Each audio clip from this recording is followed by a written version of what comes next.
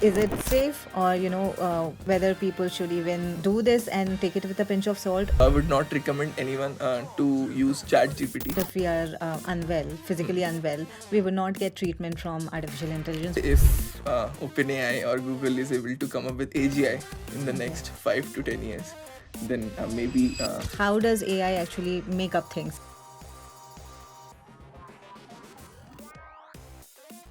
I think today everyone really loves talking to ChatGPT, right? And OpenAI has, even Gemini for that matter. So people are writing emails, writing articles, their college assignments, school assignments to that extent. Yeah. What will you say to people going and asking financial advice or making these queries? Correct. How reliable is it? Especially given the hallucination cases, I think you are the expert here who you can tell our audience more about it.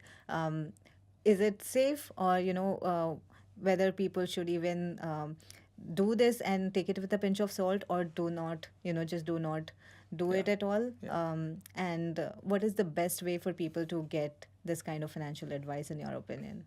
Yeah, regarding that, what I think is ChatGPT, right? So when it actually came, around 1.5 year back, right, or more than that, it was pretty good in terms of giving answers. So then it evolved, it became better.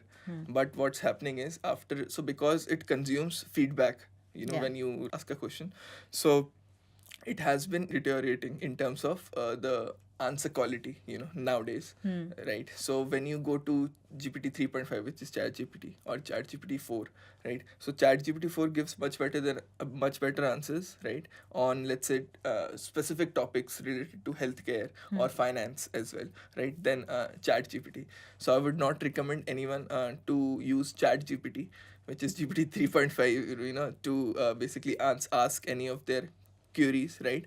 But it is extremely good at doing research. So let's Exactly. say, Exactly my point. So I think people should definitely adopt artificial intelligence. It's becoming part of our life as much as smartphones had been, right? But you have to really understand that, if, for example, if we are unwell, physically unwell, we will not get treatment from artificial intelligence. We'll still go to doctor, right? So do all your research you want, but at the end of the day, you have to go to a regulated entity, a Definitely. registered investment advisor, or your Exactly. financial advisors for that.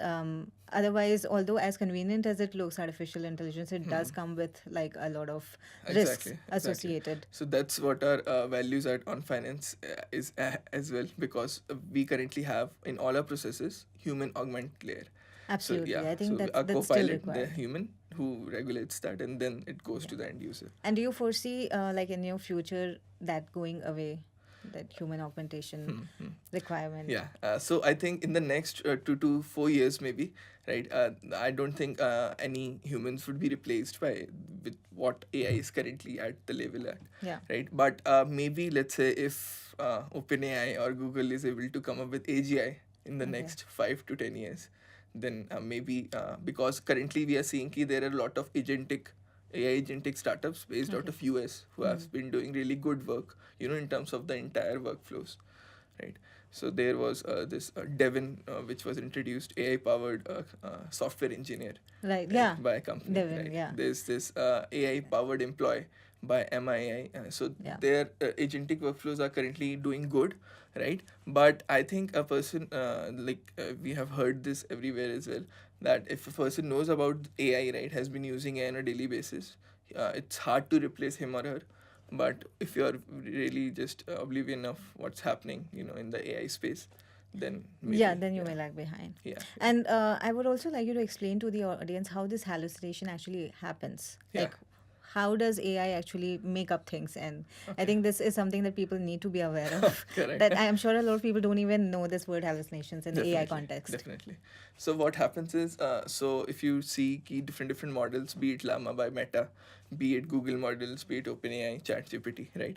So they have these tokens or parameters defined, right, on basis of what data sets they have been trained on, right? Yeah. So how hallucination basically occurs it. So let's say when the LLM or ChatGPT answers to you, right, it answers as in based on the feedback loop it has. So it's called RLHF, reinforcement learning human feedback loop, where what happens is it's try to maximize its price, so try to give you an answer for everything, right? So Right. what happens is, let's say if you have like 10 PDFs you have trained it on, right? Now you want it, now you ask something which is not in those 10 PDFs, like, right? But it will make up something, and it will basically give you the answer if there are not proper guardrails behind it, Right. right? So you have to put proper guardrails behind it. But let's say if you just ask it, it will make up an answer, because it basically tries to, technically speaking, maximizes reward for each answer. So it's right. So basically that's why Right. it's, at the end of the day, it's not a human, it's a next word predictor. It's just predicting what should come after what should come after right, like Right. that. Right. So That's interesting. I yeah. think it kind of reminds me of the times when we look at a question paper and we don't know the answer, but we have a lot of time left. Yeah. Just make up things Correct, because correct. we have to just utilize that. Yeah, Yeah. that's true. So you have already covered, what are the different risks that AI actually has. I think now it's more about like the solutions that are. So I think with every problem that comes, there's always a solution, and there's like an industry that forms around that. So how many of these problems are being tackled by the current solutions today, like in terms of, because now we have like for example your startup is being utilized by financial services, AMCs, banks. Yeah. So what are the guardrails that you have to make sure, besides the human augmentation, or what is in the roadmap there? Yeah, definitely. We see basically the financial services industry, right? There are some people who are trying to build foundational LLMs here. But just to give you an example of a Bloomberg GPT, Okay. right? So what happened there was a Bloomberg GPT paper came out around 1 year back, and they said, like OpenAI built ChatGPT for horizontal, we are building a Bloomberg GPT from scratch, right, for financial services, right? So there are basically three methods to you can say train a LLM. Right, first is pre-training, basically that is giving the raw data Okay. and training it from scratch. Then there is fine-tuning, where basically you can just give some sample sets of really concentrated domain data and train it on that specific domain. And then there is partial fine-tuning and some other aspects, right? So what they actually did was, Bloomberg GPT, they shifted from pre-training to fine tuning now, right? Basically, yeah. Now they are just using some other horizontal LLMs available, and they are just using financial data to fine tune them, right? So basically, what's happening in this industry? There, one of the major use cases is they have deployed Bloomberg GPT inside the Bloomberg terminal. So the Bloomberg terminal was just like a data extraction layer, right? And if you see, its UX was also very, very bad if you used it, right? So now people have been using Bloomberg GPT a lot, right? Right. And some of the other companies have been doing really good work in, let's say, fraud detection. Fraud detection Yeah. is another So thing. that's a very niche industry where generative AI applications are coming, right? Then there, as I said, credit underwriting, right?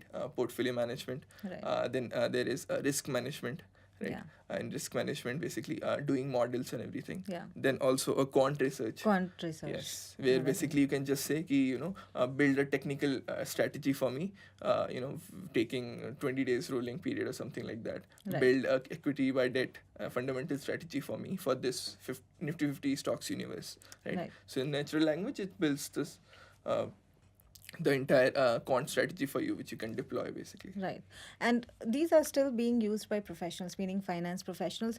You foresee in your near future retail investors could use products like that directly Yeah. for their own financial decision making or their own investments. Yeah, definitely. I see that. But currently, the level of AI, like the current level of AI, we think the guard railings should be really, really strong and powerful, Right. right, for a retail user to directly consume it.